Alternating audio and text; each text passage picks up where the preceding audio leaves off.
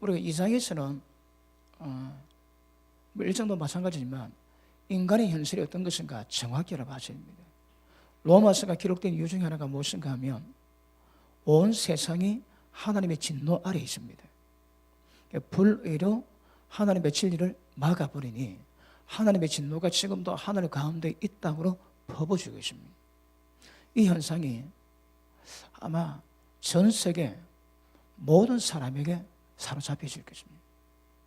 그래서 여러분, 불의한 자는 예수 믿으나 예수 믿지 않은 자나 불의한 자는 전부 다 심판을 받게 되어 있습니다. 그러니까 기억하십니다. 하나님 의가 기준입니다. 하나님 의에서 벗어난 것은 절대 믿음이라고 인정받을 수 없는 것입니다.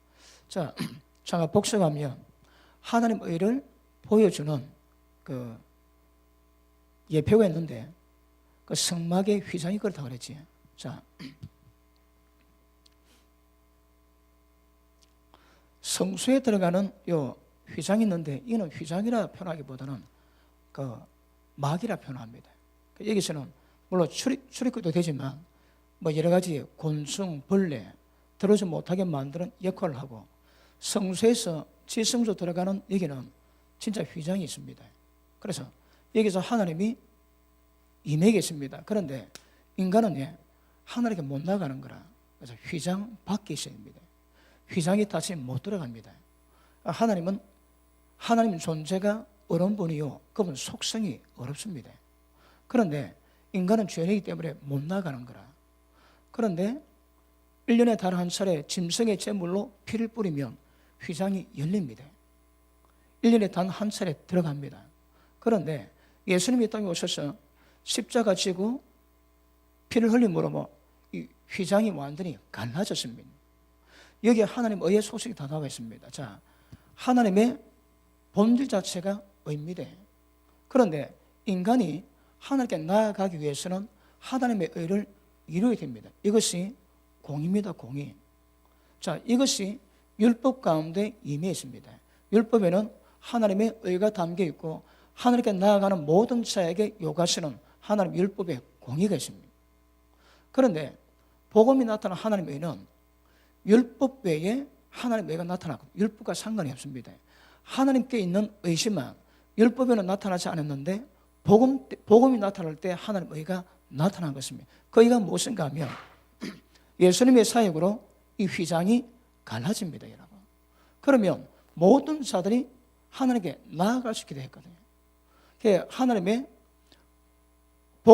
율법이 없는 복음에만 나타난 하나님의 의는 다른 말로 은혜입니다. 은혜. 여러분, 인간은 절대적으로 믿음을 가질 수 없는 상태입니다. 자, 로마서 3장 보십니다. 9절. 그러면 어떠하뇨? 우리는 나으뇨? 결코 아니라 유대인이나 헬라인이나 다 죄 아래 있다고 우리가 이미 선언하였느니라. 기록된 바 의인은 없고 하나도 없습니다.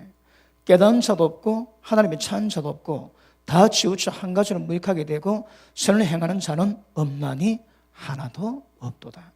인간의 현실입니다. 그러니까 하나님의 찾는 자, 선 행하는 자, 의인이 한 명도 없습니다. 그런데 그러면 우리의 구원은 뭐로 이루어집니까? 믿음으로 이루어지거든요. 그러니까 믿으면 하나님 은혜로 말미암아 구원의 역사를 이루고 갈 수 있습니다. 그 문제는 인간이 믿을 수가 없는 거라.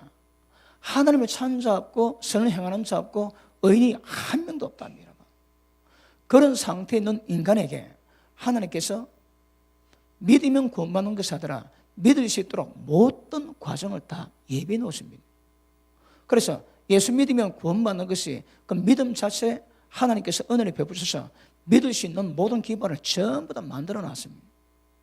그래서 옛날에는 인간을 정죄했던 그 의가 이제는 예수님이 십자가로 휘장 갈렸기 때문에 앞으로 나아가는 모든 자는 우리를 정죄했던 그 의가 우리를 믿음으로 인도하고 우리를 구원시키는 하나님의 은혜가 되는 것입니다.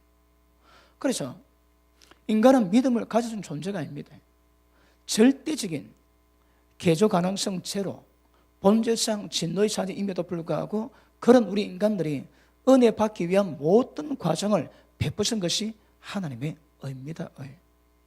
그래서 하나님의 의가 우리를 믿음으로 다뤄가지만 그럼에도 불구하고 어느냐 이것이 공존하고 있습니다. 율법에는 이 의가 있었지만 복음에 나타난 하나님의 의가 복음만은 공존합니다. 공존. 그래서 율법에는 없는 하나님의 은혜가 있지만 그럼에도 불구하고 하나님의 의는요 하나님의 공의를 이루어가야 되는 거라. 불의는 믿음이 아닙니다. 지금 전 세계적으로 불의함에도 불구하고 구원받을 수 있다고 가르치는 경우가 허다합니다. 여러분. 허다합니다. 그래서 하나님 의에서 벗어난 믿음은 믿음이 아닙니다. 절대적으로 하나님 의 가운데 임해야 되는 것이라고. 자, 로마서 2장은 이런 인간의 상태가 어떤 상태인가? 이거는 유대인이나 헬라인이나 다 똑같습니다. 그런데 문제가 무엇인가 하면 유대인은 하나님의 선민으로 선택받아가지고 하나님의 은혜를 입었거든요. 자, 우리 17절 한번 보십니다. 유대인이라 칭하는 네가 율법을 의지하며 하나님을 자랑하며 율법의 교훈을 받아 하나님의 뜻을 알고 지극히 선한 것을 좋게 여기며 네가 율법에 있는 지식과 진리의 규모를 가진 자로서 소경의 길을 인도하는 자요 어둠에 있는 자의 빛이요 어리석은 자의 훈도요 어린 나이의 선생이라고 스스로 믿으니. 여러분, 이것이 율법을 맡았던 유대인들의 유익입니다. 유익. 여러분, 자, 다시 강조합니다. 유대인이나 헬라인이나 전부 다 구원이 필요합니다. 자, 우리 8절 한번 봅니다. 8절. 오직 당을 지어 진리를 쫓지 아니하고 불을 쫓는 자에게 노와 분노로 하시리라. 악을 행하는 각 사람에게 영에는 환난, 공고가 있으니 첫째는 유대인에게요 또한 헬라인에게며 선을 행하는 각 사람에게는 영광과 존귀와 평강이 있으니 첫째는 유대인에게요 또한 헬라인에게로다. 이 뭘 의미합니까? 똑같습니다, 여러분. 유대인이나 헬라인이나 전부 다 하나님의 구원을 필요로 하고 있습니다. 그런데 문제는 유대인들은 하나님의 율법을 맡은 자거든요. 율법을 맡은 자고 하나님의 뜻을 알고 하나님의 자랑하고 그렇게 은혜를 받았음에도 불구하고 문제가 무엇인가 하면 자, 21절 보십니다. 그러면 다른 사람을 가르치는 네가 네 자신을 가르치지 아니하느냐? 도둑질 말라 반파는 네가 도둑질하느냐? 가늠하지 말라 말하는 네가 가늠하느냐? 우상을 가져 이기는 네가 신사의 물건을 도둑질하느냐? 이게 한계입니다. 유대인들이 어떤 문제가 있는가 하면 하나님의 은혜를 잊고 율법을 맡았음에도 불구하고 그들의 결과는 지킬 수가 없는 거라. 도둑질 하지 말라고 가르치고 있음에도 불구하고 그 도둑질을 자기가 못 이겨내는 거라. 가늠하지 말라고 가르쳐 놓고 자기는 가늠해서 못 이겨냅니다. 여러분, 유대인의 한계가 이거라고 말씀합니다. 그러면 우리가 이 로마서 2장을 통해서 인간의 어떤 존재인가 정확한 것은 굉장히 중요합니다. 유대인은 말씀을 맡았음에도 불구하고 하나님의 뜻을 알고 하나님의 율법을 지극히 선한 것을 여겼음에도 불구하고 그리고 가르쳤음에도 불구하고 자기들은 못 지키는 거라. 우리가 예수 믿지 않은 사람한테 하나님 말씀을 자랑해 주십니다. 하나님 뜻을 깨닫고 죽고 난 다음에 어떤 현상이 일어난 것을 정확히 가르칠 수는 있지만 문제가 뭐라고 해? 우리가 자랑하는 말씀을 우리가 못 지키는 거라. 여러분, 자, 제가 의를 말씀했는데 여기서 말하는 의는 율법을 지켜야 의인이지 율법을 듣고 지키지 않으면 의인이 아닙니다. 자, 2장 13절 보십니다. 같이 읽습니다. 시작. 하나님 앞에서는 율법을 듣는 자가 의인이 아니요 오직 율법을 행하는 자라야 어렵다 하심을 얻으리니. 자, 앞에 보십니다. 이 까다롭습니다. 자, 믿음은 하나님 의에서 옵니다. 그런데 율법을 듣는 것으로 그치면 아무 소용이 없습니다. 그런데 율법을 지켜야 어렵다고 인정받는다는 거라. 그럼 의의 기준이 뭡니까? 여기서 말하는 하나님의 의, 하나님의 의는요, 하나님은 자신에게도 마귀에게도 인간에게도 어떤 허물을 보이실 수 없습니다. 완벽합니다. 그분은 기준이 될 수 있습니다. 흠이 없습니다.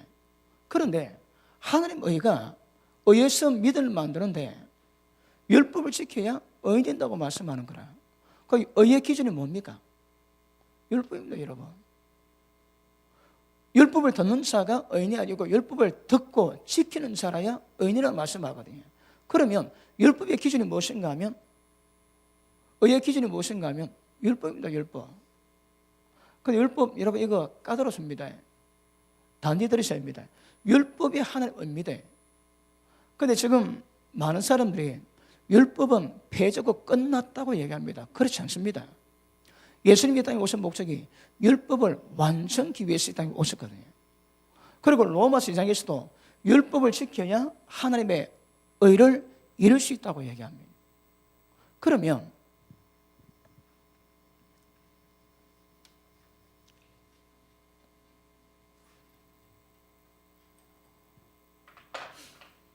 자, 처음 듣는 분이 오시면 또 처음부터 설명을 해드려야 됩니다. 자, 율법을 지켜야 의가 되는데, 의는 로마서에 두 가지가 있습니다. 두 가지가. 첫 번째는 로마서 3장 24절에 예수 그리스도를 믿음으로 말미암아 어렵다고 인정받습니다. 예수님의 구속으로 말미암아 그 구속을 믿을 때에 하나님 우리를 어렵다고 인정하십니다. 자, 하나님이 완벽한 어려움에서 볼 때도 흠이 없습니다, 여러분. 어렵다고 인정을 받아주십니다. 그런데 이 의는 로마서가 말하고자 하는 궁극적인 목적이 아니거든요. 로마서의 궁극적인 목적이 뭡니까? 로마서를 기록해가는 이유가 뭡니까? 자, 로마서 8장 보십니다. 8장 29절 보십니다. 자, 같이 읽습니다. 시작. 하나님이 미리 아신 자들로 또한 그 아들의 형상을 본받게 하기 위해서 미리 정하셨으니 이는 그로 많은 형제 중에서 맏아들이 되게 하려 하심이라. 로마서 기록 목적이 뭡니까? 로마서 주제가 뭡니까? 하나님의 아들의 형상을 이루는 거거든요. 자, 하나님의 아들의 형상 이루는 것입니다. 이게 구약으로 보면 내가 거룩하니 너희도 거룩하랍니다. 그러니까 아들의 형상을 이루는 것이 목적으로 로마서에 기록되어 있는데, 이거는 이제 방법적으로 가면 전부 다 틀리다, 안 된다고 말씀했습니다. 이거는 사람이 잘한다고 이루어지는 문제가 아닙니다. 만약에 열심히 하고 기도 많이 해서 이루어질 수 있는 문제 같으면 로마서에 이렇게 기록될 이유가 없습니다, 여러분. 그런데 이런 인간의 한계를 벗어나가지고 하나님처럼 되라는 거라. 그런 이유는 사람이 이룰 수 있는 방법이 없습니다, 여러분.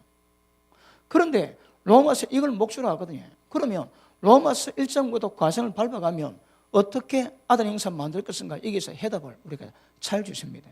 그리고 그대로 가셔야 됩니다. 아시겠습니까? 그러면 하나님의 아들 형상을 만드는 것이 믿음이라는 이 믿음의 목적이 아들 형상입니다. 그럼 이 믿음은 진짜 하나님의 의를 이룰 수 있는 건 거라. 하나님 의에서 믿음이 나오는데 이 믿음의 목적은 아들의 형상입니다. 여러분, 로마서뿐 아닙니다. 성경 전체, 구약 신약 전체가 우리가 하나님 아들로 되기 위한 모든 과정을 다 이루어놨습니다. 그런데 거기서 특별히 로마서는 단계적으로, 여러분 로마서만큼 이 과정을 단계적으로 체계적으로 섬세하게 기록된 데는 성경 어디도 찾아볼 수가 없습니다. 로마서 외에는 찾기 어렵습니다. 그래서 굉장히 중요하다고 말씀드렸고, 자, 목적 아들의 형상을 만드는 것인데 우리가 예수를 믿음으로 인정받는 의는 나는 지금 죄를 이길 수 있는 힘이 하나도 없습니다. 그런데 예수님이 십자가 지심으로 우리 모든 죄를 용서하셨기 때문에 그를 믿음으로 말미암아 죄가 없이 어렵다고 인정받는 것이고 법적인 지위지 우리 존재 자체가 죄이기고 어려지는 것은 아닙니다. 어떠시대요? 그러면 예수님 믿음으로 말미암아 어렵다고 인정받는 것은 이거하고는 거리가 멉니다, 여러분. 아시겠습니까? 예수님 믿었기 때문에 그 믿음을 하나님이 귀히 여기시고 그 믿음으로 말미암아 예수님이 이루신 모든 구속의 은혜를 우리에게 주시는 거거든요. 그러니까 회개하는 자에게 죄 없다고 인정하십니다. 그게 의미다. 그런데 로마서 이것만 목적이 아니라고 말씀했지. 자, 6장에 보면 6장 7절에 보면 우리가 은혜 받는 목적이 뭐라고 해요? 침례 받는 목적이 뭐라고 해요? 죄의 종에서 벗어납니다, 여러분. 그 죄를 이기게 되는 거라. 하나님의 새 생명 가운데서 행하기 위함인데 예수님이 죽으면 죄의 종에서 벗어납니다. 그럼 죄를 이길 수 있는 거라. 그때에 인정받는 의가 로마서 6장에 있습니다, 여러분. 그러면 이 믿음에서 믿음이 이르는데 이 믿음은 거룩을 이룰 수 있는 믿음이 없습니다. 하나님을 믿기는 하지만 하나님을 알고 그분을 깨닫고 그분을 신뢰하는 수준이 아닙니다. 그러니까 이 믿음은 힘이 없는 거라. 어렵다고 인정받지만 이 믿음은 이 의가 될 것이고 이 믿음은 이 의가 될 것입니다. 그리고 이 믿음에서 이 믿음 가듯이 이 의에서 이 의로 발전해야 되는 거거든요. 그러면 율법을 지켜야 은입니다. 이 의는 뭡니까? 이 의가 아닙니다. 그지? 이 의인 거라. 아시겠습니까? 자, 복음이 있음에도 여러분 복음과 율법은 이거는 충돌되고 상충하거든요. 왜냐하면 복음은 하나님 은혜로 구원받는 것이고 율법은 액션이 들어가야 되거든. 행동해야 되거든. 이거는 여러분 부딪힙니다. 공존할 수가 없습니다. 그런데 하나님께서는 복음이 있음에도 불구하고 우리 가운데 율법을 개입시키셔서 작업을 하시는 거라. 왜요? 율법을 통해서 뭘 알 수 있습니까? 무엇이 하나님의 은지, 무엇이 불인지 이것이 정확히 구별됩니다, 여러분. 그러니까 율법이 깨달아야 무엇이 하나님인지 불을 알 수 있는 거라. 그래서 율법을 지키면 하나님의 의를 이루어 어렵다고 인정받습니다. 그런데 이 율법을 지키는 것은 이 의가 아니라 이 의다 이 말입니다. 아시겠습니까? understand? 그러므로 율법을 지키는 것은 그런데 우리가 율법 지킬 수 있습니까? 율법은 어렵지만 율법을 지킬 수 없는데 우리가 문제 있는 거거든요. 율법을 주신 것은 율법을 지켜서 어렵다고 인정받게 해서 율법을 주신 것이 아니라 말씀했습니다. 왜 주셔야 될까요? 죄가 심히 죄되기 위함입니다. 우리가 어떤 존재임을 조명하고 깨달아 예수님 앞으로 인도하기 위한 유치원 선생님입니다, 여러분. 모학 선생입니다. 그러면 율법을 깨달을 때에 우리 자신의 존재를 깨닫고 율법으로 말미암아 우리 죄가 심히 죄되게 만들거든요. 그리고 율법을 통하면 우리 자신의 어떤 걸 깨닫게 되는 거라 의, 불이 정확하게 구별됩니다. 그러면 자신의 한계를 깨달았기 때문에 율법을 통해서는 예수 그리스도로 인도하는 그런 역할을 감당합니다. 아시겠습니까? 그러므로 율법을 통해서 율법을 지켜서 어렵다고 인정받고자 하는 사람은 전부 다 저주받은 사람 안 됩니다, 여러분. 그 율법을 지켜 어려운데 율법을 우리가 지킬 수 없는 거거든요. 그 문제가 뭡니까? 나는 안 되는 거라. 그런데 율법은 지켜야 됩니다. 그 내가 지키면 안 되니까 지킬 수도 없지만 지켜도 안 됩니다. 전부 내 의가 됩니다. 그 방법은요, 내가 지키는 것이 아니라 하나님 은혜를 지킵니다. 내가 지키는 것이 아니라 생명의 성령의 역사로 율법을 지키게 되는 것입니다. understand? 자, 로마서 8장 보십니다. 8장 3절 보십니다.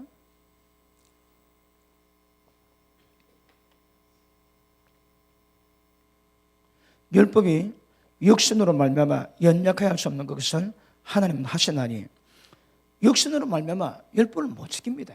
그런데 그것을 하나님이 하게 하십니다. 어떻게?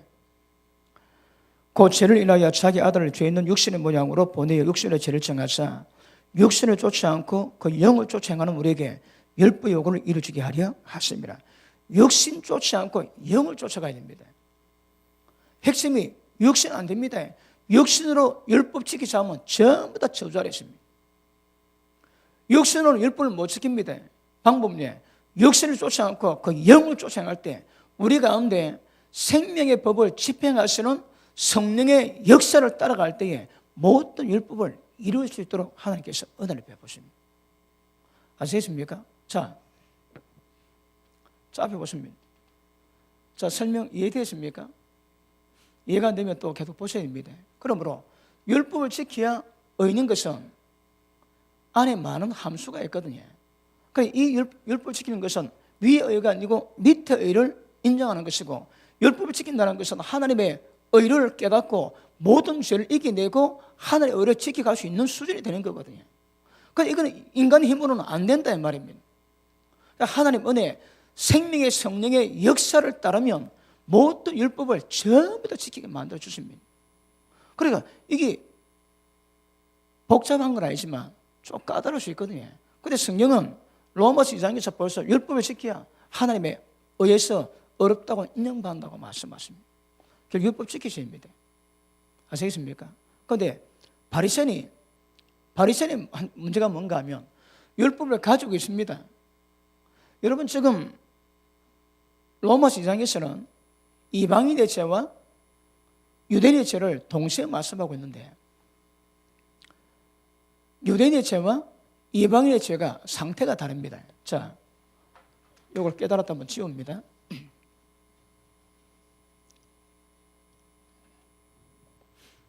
자, 유대인이 있고 이방인이 있습니다. 그런데 분명한 것은 이 둘 다 하나님의 구원이 필요하거든요. 그 둘 다 지금 이방인과 유대인 전부 다 구원이 적용된다고 성경은 말씀하고 있습니다. 그런데 유대인들이 뭘 착각하는가 하면 율법을 알았다고, 율법을 듣고 율법을 사랑한다고 자기가 율법의 모든 것을 전부 이룬 거로 생각하고 있거든요. 여러분, 율법을 주신 목적이 뭡니까? 여러 과정이 있지만 나중에 우리 말씀 보시겠습니다. 신명기 보면 너희가 나를 경외해서 항상 복을 받기 위함이거든요. 그러니까 하나님의 구원의 과정은 큰 뜻이십니다. 그럼에도 불구하고 하나님의 경외에서 모든 말씀을 지키고 너와 네 모든 자손이 복을 받기 위함입니다. 그래서 율법을 주시고 할 일을 맡기셨는데, 유대인들은 복을 받기 위한 은혜를 받았음에도 불구하고 그들은 이것 가지고 하나님의 영광을 못 오겠습니다. 여러분, 이들은 율법을 알고 율법을 깨달으니까 인간의 상태가 어떤지, 어떤 과정 밟아야 하나님의 의로움으로 축복을 받는지 전부 다 깨닫고 철저하게 하나님 앞에서 회개의 됨을 알고 있는 존재입니다. 그런데 이방인은 모릅니다. 여러분, 유대인들은 하나님의 율법 주셨거든. 아까 얘기했지, 율법을 받고 하나님의 뜻을 깨닫고, 그러니까 율법을 알기 때문에 하나님의 뜻이 뭔가 깨닫고 있습니다. 그럼 문제는 이들에게 하나님 이름이 영광이 모독당하는 거라. 그런데 유대인들은 율법이 없습니다. 율법이. 유대인들이 선민으로 선택받을 때는 이방인들은 전혀 깨달을 수 있는 것이 없는 거라. 그저 윤리, 도덕 아니면 인간의 양심을 통해서 죄가 뭔가 깨닫지 죄에 대한 인식도 없고 구원에 대한 필요성도 전혀 못 느끼고 있습니다. 그런데 그에 반해 유대인들은 율법을 깨닫고 율법을 맡았기 때문에 하나님 뜻이 뭔지, 무엇이 축복의 길인지, 무엇이 구원의 길인지 전부 다 깨닫거든요. 그랬음에도 불구하고 뭐가 문제가 되는가 하면 유대인들이 이렇게 많은 유익이 있음에도 불구하고 결과는 그들이나 우리나 똑같다 이 말이야. 똑같다 이 말입니다. 소용이 없는 거라. 은혜가 임했던 소용이 전혀 없습니다. 여러분, 그들은 나아야 되거든. 하나님의 뜻을 깨닫고 하나님의 음성을 듣고 하나님의 말씀이 뭔가 전부 다 분별합니다. 여러분, 의가 뭔지 불의가 뭔지 전부 다 구별할 수 있음에도 불구하고 목적은, 결과는 그들이나 우리나 똑같이 구원이 필요한 거라. 왜요? 은혜가 하나도 은혜답지 못하는 거거든. 여러분, 이게 없으면 우리가 그럴 수 있습니다. 우리가 하나님의 말씀 깨달았지, 이 하나님의 말씀 깨달은 것을 기뻐하고 자랑하고 하나님의 말씀의 뜻을 통해서 우리가 어떤 과정으로 천국 가는지, 그리고 그런 과정 못 겪을 때 어떤 결과는지 전부 다 좋아하고 기뻐하지만 마지막 평가받을 때에 유대인들처럼 평가받아 주십니다. 그러죠. 그러니까 유대인들이 한계가 뭔가 하면 하나님의 뜻을 깨닫고 율법을 귀한 것으로 받고 자랑했지만 그들은 율법을 못 지키는 거라. 자, 말씀했지. 하나님 의가 목적입니다. 믿음도 하나님 의심함이 여러분. 이 믿음의 결과는 아들의 형상 만드는 거거든. 그 율법을 지키면 전부 다 하나님의 어려움을 이룰 수 있는 거거든요. 그러므로 율법을 듣는 자가 의인이 아니요 율법을 듣고 지키는 자가 의인인데 유대인들은 들었음에도 불구하고 전혀 못 지켰습니다. 전혀. 저 로마도 2장에서는 유대인들을 고발하고 싶네 제가. 물론 전체 이방인들도 고발하지만 유대인들도 고발하거든. 그러니까 유대인 상태가 이렇습니다, 여러분. 그런데 이 문제가 사실은 우리 문제를 짓습니다. 여러분 보십니다. 이방인들이 유대인들이 하나님 율법을 받을 때는 이방인은 전혀 모릅니다. 전부 어둠 가운데 있습니다. 그러니까 죄에 대한 죄를 회개될 필요성도 구원받을 필요성도 전혀 못 느끼는 거라. 그런데 그들은 다 깨달았습니다. 그런데 결과는 똑같습니다. 즉 우리가 하는 말씀 받고 다 깨닫지. 그런데 마지막 똑같으면 이 보통 문제가 아닌 거라. 자, 우리 에스겔 36장 한번 보십니다. 에스겔 36장.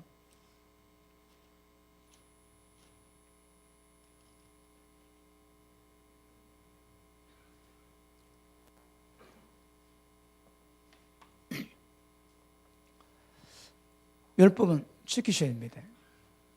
그런데 우리 힘으로 못 지킵니다. 육신으로 안 됩니다. 그 영을 쫓아 행할 때 지킬 수 있기 때문에 이 과정을 우리가 밟아가야 되지만 율법은 지켜야 어렵다고 인정을 받습니다. 자, 에스겔 36장 16절 봅니다. 여호와의 말씀이 또 내게 임하여 가라사대 인자야 이스라엘 족속이 그 고토에 거할 때에 어디입니까? 예루살렘입니다. 그 고토에 거할 때에 그 행위로 그 땅을 더럽혔나니 나 보기에 그 소유가 월경중에 있는 여인의 부장과 같았느니라. 그들이 땅 위에 피를 쏟았으며 그 우상들로 더럽혔으며 내가 분노를 그들 위에 쏟아 그들을 그 행위대로 심판하여 온 세계 각국에 흩으며 열방에 해쳤더니. 유대인들이 잡으십니다. 여러분 왜 유대인들이 아시겠지만 600만 대학살을 당하고 앞으로 종말 때 야곱의 대환란이 있어 600만 대학살은 예고편이듯이 엄청난 사람의 엄청난 유대인이 죽을 수 있는 사건을 지금 예언해 놓고 있거든요. 왜 그럴까요? 왜 그럴까요?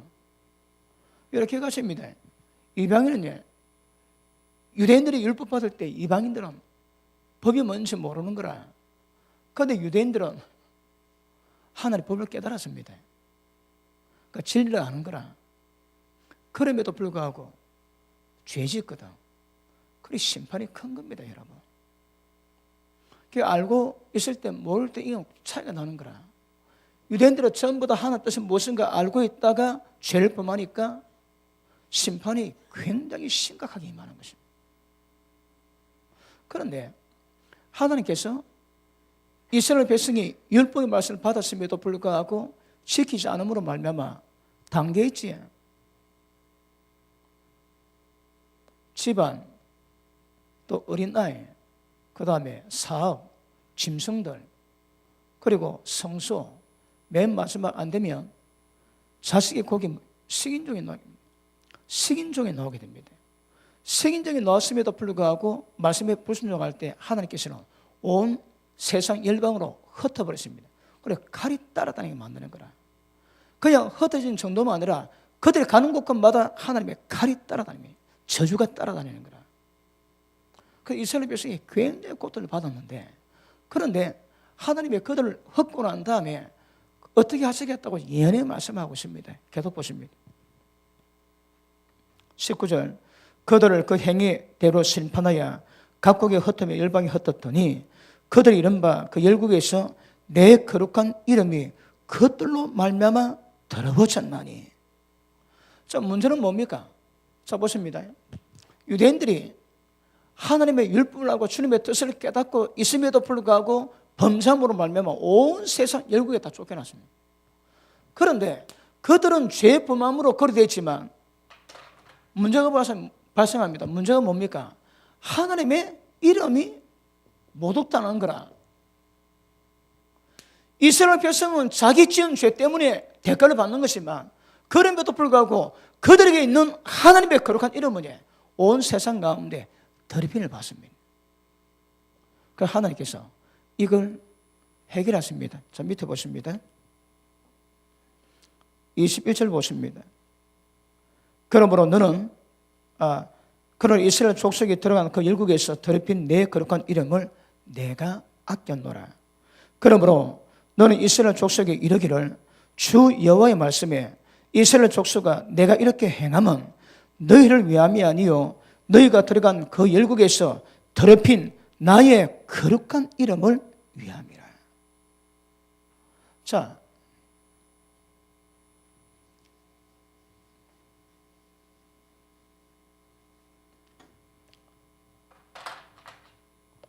자, 여기가 약속의 땅입니다. 이스라엘 백성이 율법을 받았었는데 범죄함으로 말미암아 하나님의 전부 다 세상 다 흩었습니다. 그런데 때가 되면 하나님께서 모든 이스라엘 백성을 전부 다시 드리겠답니다. 그런데 왜 그럴까요? 이스라엘 백성이 잘했기 때문에 회개했기 때문에 그런 것이 아닙니다. 하나님이 자신의 이름을 아끼는 거라. 그 자신의 이름의 영광을 그분이 회복시키십니다. 자, 그 밑에 보십니다.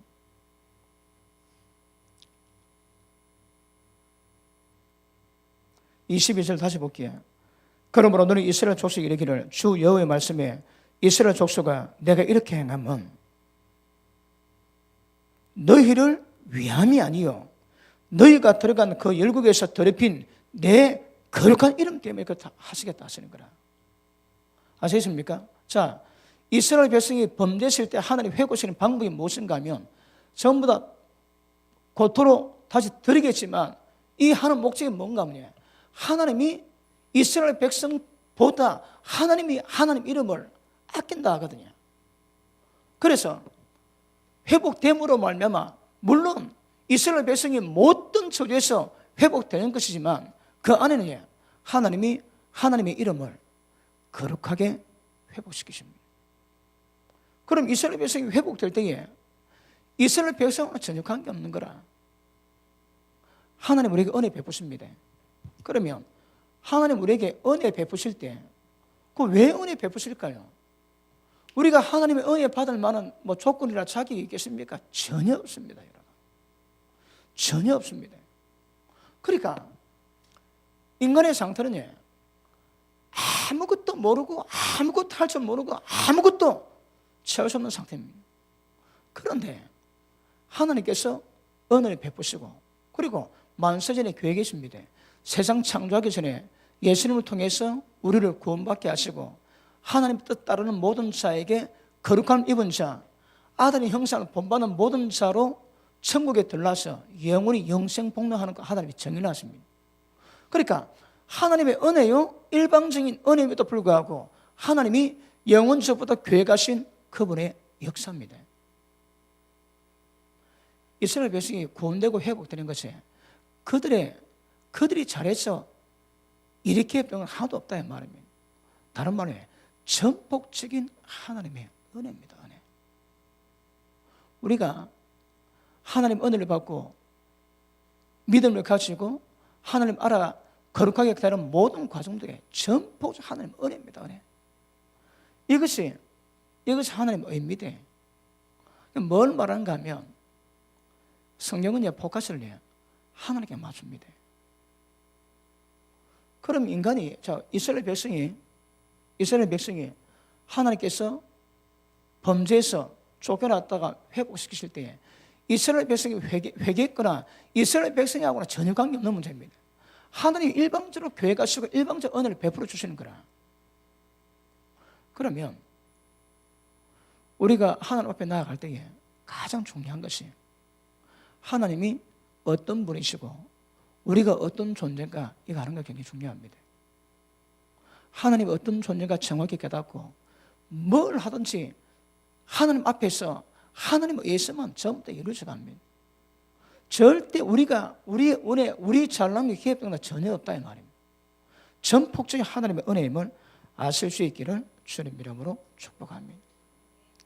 그래서 율법은 지켜야 됩니다.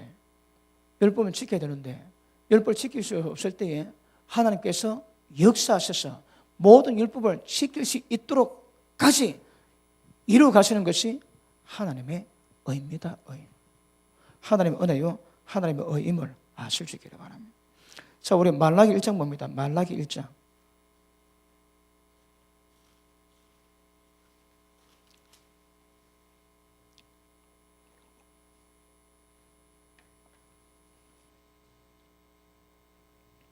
(1장) 6절 보십니다.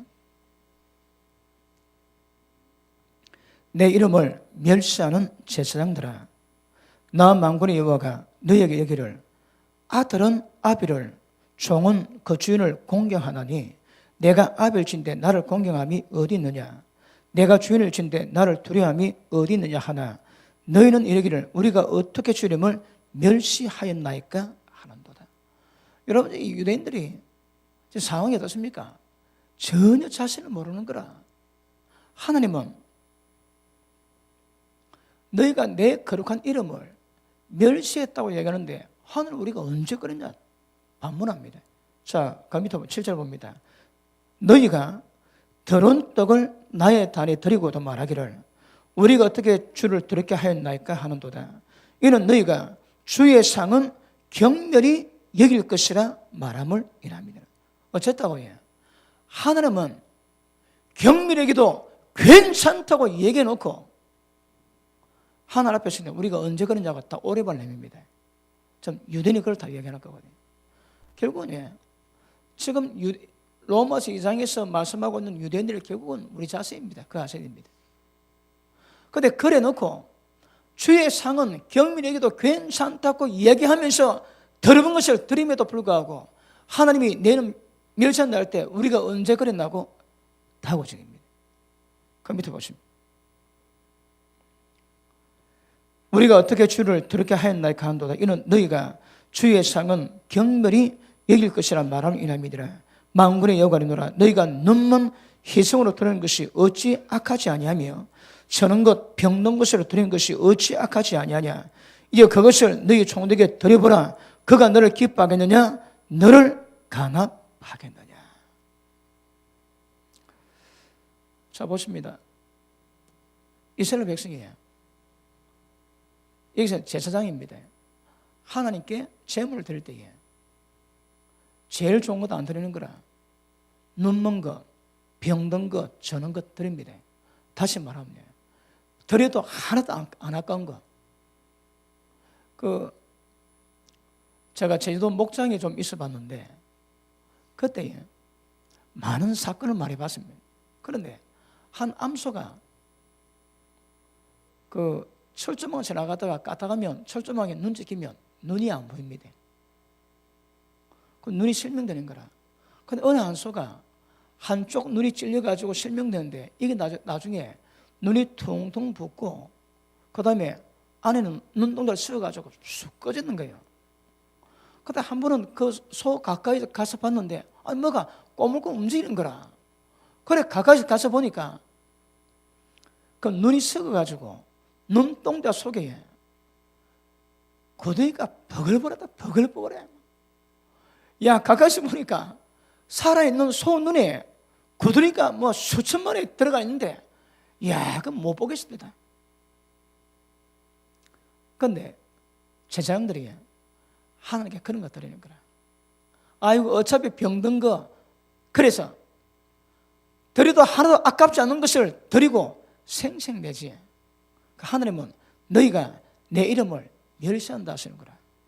근데 그들은 전혀 모른 척 합니다. 하나님 말씀, 너희는 내 상은, 하나님의 상은 경민에게도 된다고 이야기하놓고 그래 하고 있음에도 불구하고 그들은 자기 자신이 어떤가 모르고 있습니다. 하나님께서는 그걸 지적하시고 책망하십니다. 그것을 너 그 총독이 들어봐라. 그 총독이 간합하겠는가? 못 봤습니다. 근데 그걸 하나님께 드린다는 거라. 여러분, 하나님 앞에서 어떤 시간 드리고 있는지, 또 가장 귀한 것을 어떻게 드리고 있는지 자신 한번 돌아보시기를 바랍니다. 드리는데 드리도 아깝지 않은 거, 그런 것만 드리면 그런 모든 행위가 즐거워 하나님의 이름을, 거룩한 이름을 경배히 여기는 결과됩니다. 하나님 앞에서 무엇이든 합당하게 받으실 만하게 재물답게 드릴 수 있는 지혜가 임하기를 바랍니다. 여러분, 재물도 병들거나 그리고 기형아 이런 것들은 드리면 안 됩니다. 가장 좋은 것 드려야 되는 거라. 근데 습관되다 보니까 하긴 합니다. 근데 타성에 젖는 거라 습관에 젖습니다. 그러니까 그냥 의미 없이 모든 종교가 다 그렇습니다. 그냥 행합니다, 여러분. 예배 드립니다, 찬송합니다, 기도합니다. 그냥 뭔 뜻인가 모른다, 그냥 합니다, 그냥 해. 그런데 우리의 예배는, 우리의 기도는, 우리의 드림은 하나님이 연락하셔야 되고 하나님의 그 대가로 하나님의 임재, 하나님의 거룩한 성령의 기름부음을 주시는 거거든요. 그러니까 뭘 놔도 하나님 받으실 만하게 하나님과 교통할 수 있는 은혜가 깊어지기를 주님 이름으로 축복합니다. 누가복음 18장 한번 보십니다.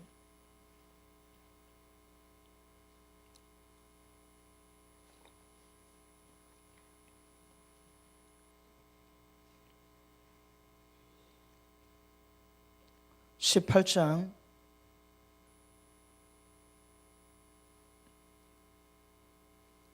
9절 봅니다. 또 자기를 어렵다고 믿고 다른 사람을 멸시하는 자들에게 이 비유로 말씀하시되. 자, 9절 다시 한번 읽습니다. 시작.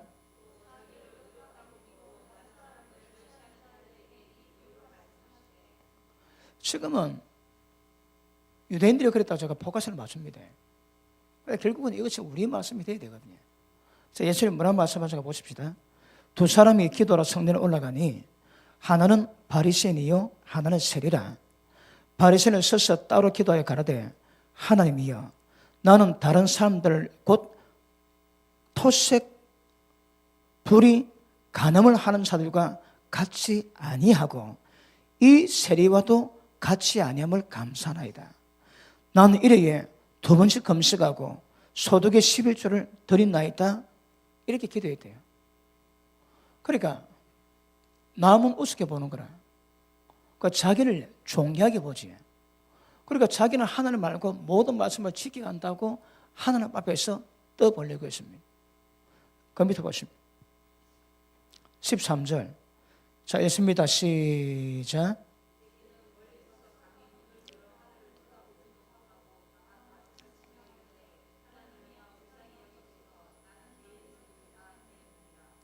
내가 너에게 이르노니 이 사람이, 이 세리가 바리새인의 기도보다 어렵다 하심을 받고 집에 내려갔느니라. 무릇 자기를 높이는 자는 낮아지고 자기를 낮추는 자는 높아지리라 하시니라. 이걸 어떻게 하고 있습니까? 자신을 어떻게 보고 있습니까? 이런 바리새인은요, 자기는 모릅니다. 근데 기도할 때에 자기는 11조 드리고 금식하고 하나님 율법의 말씀을 지키고 있는 거라. 그래서 손들고 기도하기를 하나님 지키게 하신 것을 감사합니다. 나는 저 세리와 같지 않고 죄진 사람 같지 않고 이렇게 하게 하심을 감사합니다. 자랑합니다. 근데 세리는요, 무릎 꿇고 땅을 치고 자기 가슴을 치는 거라. 그리고 하나님 앞에서 기도하기를 하나님 이 죄인을 용서해달라고 기도합니다. 그런데 하나님이 평가하시기를 바리새인의 기도보다 세례 기도가 더 어렵다고 인정을 하시는 거라. 그걸 인정하십니다. 우리가 지금 바리새인의 현상이 그렇습니다. 율법을 맡고 있는데 율법을 지키는 것은 하나도 없습니다. 그런데 율법 맡은 것을 기뻐하고 자랑스럽게 여기고 모든 사람의 선생이요 모두 얻으면 사람의 빛이라고 생각하는 거라. 그런데 문제는 그들 통해서 하나님 이름이 영광의 몫이라고 모독당한대요.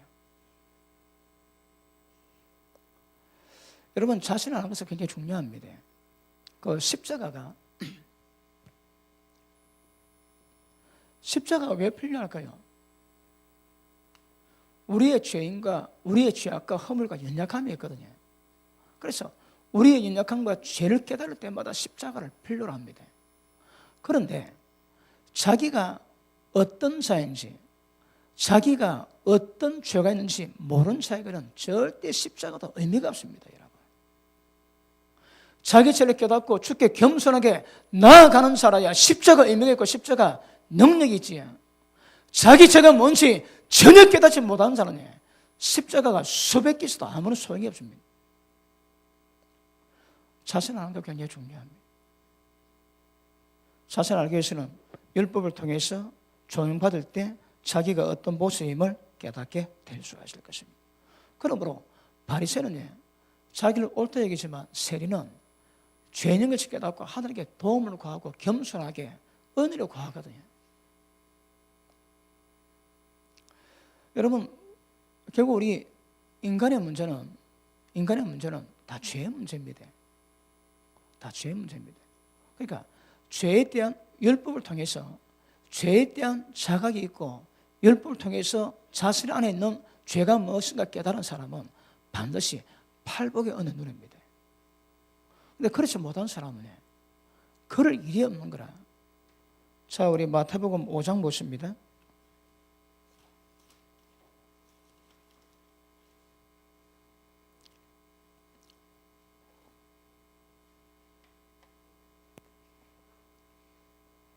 마태복음 5장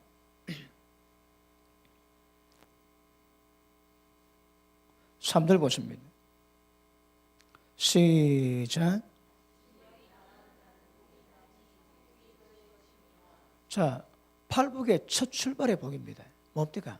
심령이 가난해야 되거든요. 심령이 가난해야 천국에 적을 합니다. 그 다른 말로 하면 심령이 가난하지 않고도 절대 천국에 적이 될 수가 없는 것입니다. 그 천국은 심령이 가난한 자만이 준비되고 이루어 갈 수 있는 은혜가 있거든요. 그 왜 심령이 가난해질까요? 자기를 아는 거라. 자기를 압니다. 여러분, 그 윤리 도덕이나 자기 양심이 아니라 하나님의 어른 말씀 앞에서 자기 모습을 깨닫게 되거든요. 그러니 마음이 겸손하고 마음이 가난해질 수밖에 없는 것입니다. 그럼 마음이 가난할 때, 심령이 가난할 때 그때부터 하나님의 축복은 시작됩니다. 천국이 그런 자의 것입니다. 그리고 심령이 가난할 때부터 시작해가지고 그 다음 모든 과정이 전부 다 흘러가는 거거든요. 그런데 심령이 가난하지 않는 자에게는 절대는 팔복이 임할 수가 없습니다, 여러분. 그래서 늘 말씀을 받지만 말씀 받는다고 다 깨달아지는 것은 아니더라 이 말입니다. 보시면 오늘 왜 이런 말씀 나눈가 하면, 자, 유대인은 이방인은 전 모릅니다. 아예 율법 자체를 못 받았거든. 그런데 이방인은, 유대인들은 아까 우리가 오늘 본 말씀 봤지만 율법 깨닫고 하나님의 뜻을 분별하고 율법을 자랑하고 그리고 선생이요 얻으면 자의 빛이요 그렇게 기뻐했는데 하나님 뭐라고 해? 자, 다시 2장 돌아갑니다. 로마서 2장.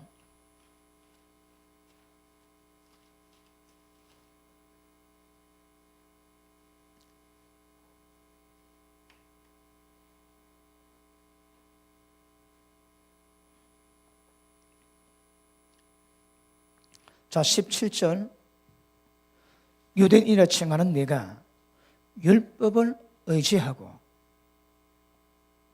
하나님을 자랑하고 율법의 교훈을 받아 하나님의 뜻을 알고 지극히 선한 것을 좋게 여기고 율법에 있는 지식과 진리의 규모를 가진 자로서 소경의 길을 인도하는 자요, 어둠 있는 자의 빛이요, 어리석은 자의 혼도요, 어린아이의 선생이라고 스스로는 믿고 있지만, 그러면 다른 사람을 가르치는 네가 네 자신을 가르치지 아니하느냐? 도둑질 말라 반발하는 네가 도둑질하느냐? 간음하지 말라 말하는 네가 간음하느냐? 23절 시작.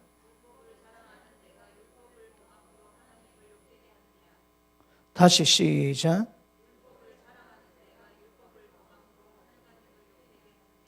기록된 바와 같이 하나님의 이름이 너희로 인하여 이방인 중에서 모독을 받는도다.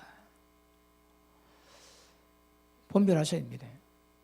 여러분, 그리스도인이 하죠. 그리스도인, 예수 믿는 사람, 그 예수님 이름을 맡겼습니다. 예수님 이름을 맡겨나는 거라. 그래서 예수 믿는다고 인정받을 때에 절대 예수님 이름이 나를 통해서 모독당하거나 영광이 훼손되지 않도록 조심하셔야 됩니다. 야, 저 예수 믿는 사람이 저 꼬라지네. 그 예수가 주님의 이름이거든요. 그분이 성우입니다, 성우. 하나님 이름을 막론을 일컫는 자를 절대 죄 없다고 하지 않겠다 말씀하세요. 그러니까 우리가 받은 은혜에 합당히 행하면 빛이 되고 주님의 영광이 되겠지만, 까딱하면 전부 다 주님 이름에 먹칠하고 모독당하게 하는 거라. 그 어떤 분이, 예수 믿는 분이 그 고기 표 있지, 그걸 달고 다니는데 누구 개돼도 그걸 안 달더래요. 아니, 예수 믿는 사람이 좀 달면서 전도 좀 하지 왜 그러냐? 나 고백하기를, 자기는 그 예수 믿는 사람인 것을 표하는 물고기 마크를 달 수가 없대요. 못 지키겠다는 거라. 언제나 조금만 열내고 성질내고 했는데 괜히 이름 달았다가 괜히 욕 듣니 차라리 안 다는 게 더 낫대요. 설리가 없으면 그것도 괜찮은 방법이 아닌가 생각합니다. 많은 사람들이 아이고 십자가 못 걸으나 하지 말지. 십자가 못 걸으니까 온갖 욕 다 하거든요. 그래서 유대인을 보시면서 우리 자신은 어떤가 보셔야 됩니다. 그리고 하나님의 믿음을, 하나님 이름을 자랑하고 말씀을 귀하게 여기지만 결국 그 말씀을 범함으로 하나님 이름을 욕되게 하는 거라. 기억하셔야 됩니다. 자, 우리 신명기 4장 한번 보십니다. 신명기 4장.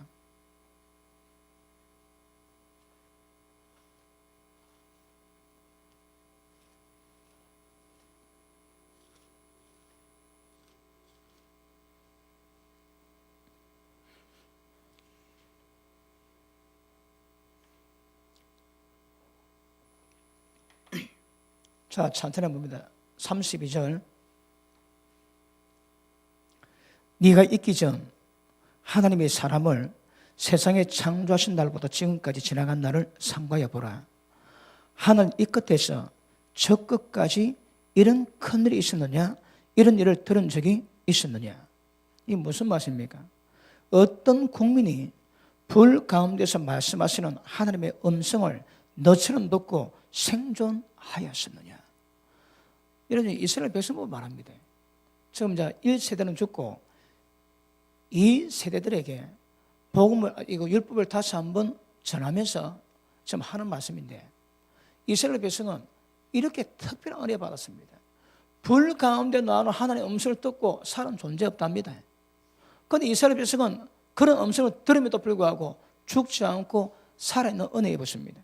그 다음 34절. 어떤 신이 와서 시험과 이적과 기사와 전쟁과 강한 손과 편팔과 크게 두려운 일로 한 민족을 다른 민족에게서 인도하여 낸 일이 있느냐? 없죠, 그지? 하나님의 강권을 하셔가지고 한 민족을 다른 민족 가운데 끄집어내가 출애굽시킨 이런 역사가 없다 이 말입니다. 그럼 왜 그랬다고요?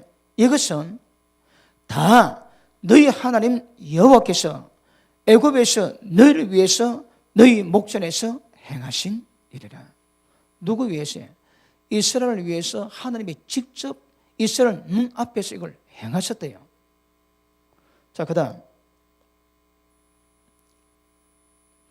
이것을 네게 나타내시면 영원은 하나님이시요 그 외에는 다른 신이 없음을 네게 알게 하려 하심이니라. 여러분, 지금 모세가 그 율법을 다시 재해석해서 선포하는데 핵심이 뭔가 하면 하나님 누군가 알아납니다. 하나님이. 그러니까 이스라엘 백성 가운데 역사된 사건을 가지고 말씀하지만 이게 우리도 우리의 하나님 누군가를 정확히 알아야 되는 거라. 영성은 하나님과 그의 아들 예수님을 아는 것이 영생이거든요. 그럼 모르면 영생이 안 되는 거라. 물론 아는 것은 하나님의 계시로 역사하심을 알 수 있는 부분이지만 이스라엘 백성이 말씀 주신 목적은 도대체 그 하나님 누군가 알아라는 거라. 너희 눈앞에서 10가지 기적을 통해서 하나님 살아계심을 드러내고 한 민족을 다른 민족에서 끄집어내는 이런 역사 가운데 없었습니다. 그런데 하나님이 이스라엘 백성 가운데는 그렇게 하셨다는 거라. 왜요? 하나님이 어떤 분임을 알게 하기 위해서. 밑에 보십니다.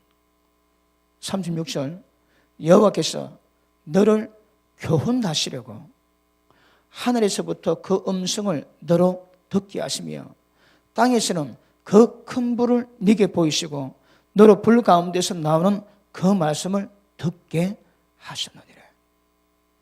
여호와께서 네 열조를 사랑하신 고로 후손 너를 택하시고 큰 권능으로 친히 인도하여 애굽에서 나오게 하시며 너보다 강대한 열국을 네 앞에 쫓아내고 너를 그들의 땅으로 인도하여 들여서 그것을 네게 기업으로 주려 하심이 오늘날과 같으니라.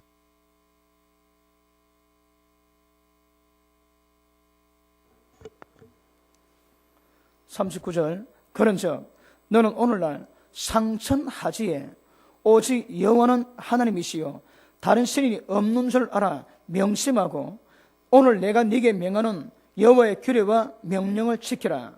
너와 네 후손이 복을 받아 네 하나님 여호와께서 네게 주시는 땅에서 한없이 오래 살리라. 아멘. 할렐루야. 자, 우리 39절 40절 다시 읽습니다. 또박또박 시작.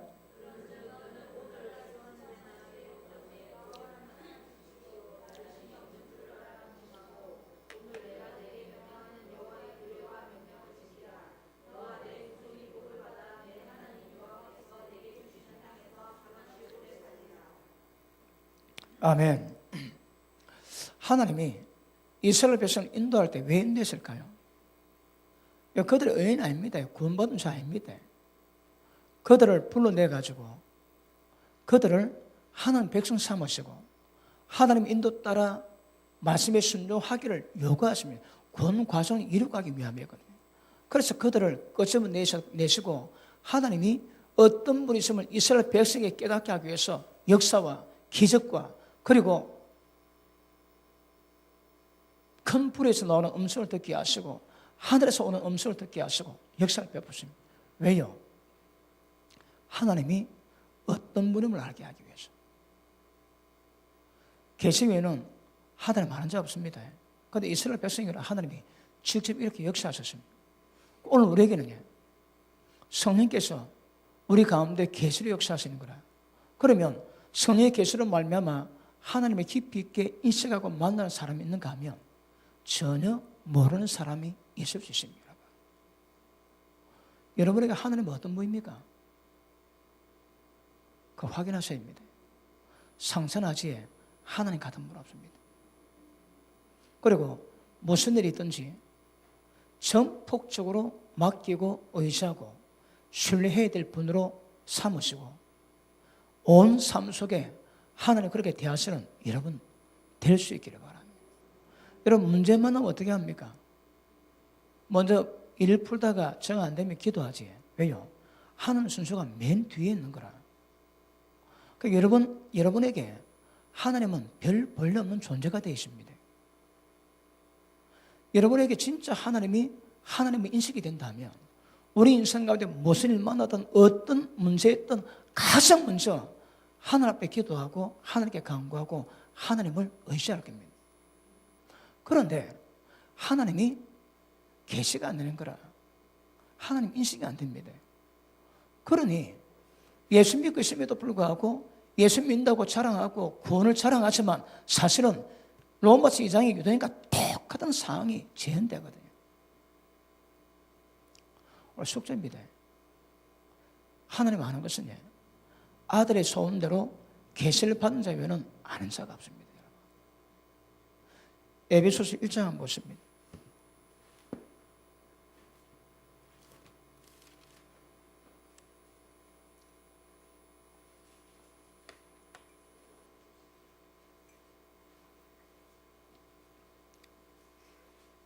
에베소서 1장 17절 봅니다.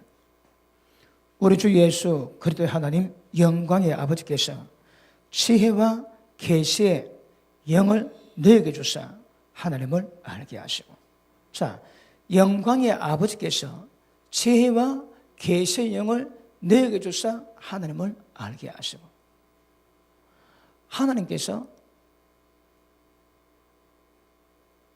하나님 알도록 지혜와 계시를 주십니다. 그 지혜와 계시의 영을 받은 사람은 하나님을 알 수 있는 거라. 그리고 여러분 아시죠? 그 다음 보십니다. 하나님을 알게 하시고 너희 마음의 눈을 밝히사 그 부르심의 소망이 무엇인지, 성도 안에서 그 기업의 영광의 풍성이 무엇인지, 힘의 강요로 역사심을 따라 믿는 우리에게 베푸신 능력의 지극히 크심이 어떤 것임을 너희로 알게 하기를 원한다거든요. 그러니까 지혜와 계시가 있어야 하나님 아는 거라. 지혜와 계시가 없으면 먹통이다, 먹통. 전혀 하나님과 관계 맺을 수 없는 것입니다. 말씀 마무리합니다. 하나님을 알기 위해서는 이스라엘 백성에는 하나님께서 기적과 이사와 그 위험을 보이셔서 하나님을 보이셨지만 우리는 그렇지 않습니다. 우리는 어떻게 하나님을 알 수 있을까요? 계시와는 다른 방법이 없습니다. 지혜와 계시의 영을 받을 때에 하나님을 알게 되고 하나님 우리에게 베푸신 그 능력이 어떤 것인지, 부르심의 소망이 무엇인지, 그 영광의 지극히 크심이 무엇인지 이런 것을 깊이 있게 깨닫게 될 것입니다. 이걸 사모하십시오. 하나님을 알기를 사모하십시오. 하나님 얼굴을 구하시고 늘 기도하기를 힘을 써주세요. 여러분, 계시와는 다른 방법이 없습니다. 유대인들은 하나님을 알고 하나님의 뜻을 깨닫고 율법을 그렇게 기뻐했지만 결국 뭐 한다고요? 하나님 이름을 모독하고 영광을 훼손했답니다. 훼손. 우리 로마서 2장 보고 마치겠습니다. 2장 다시 돌아갑니다. 23절, 24절 읽습니다. 시작.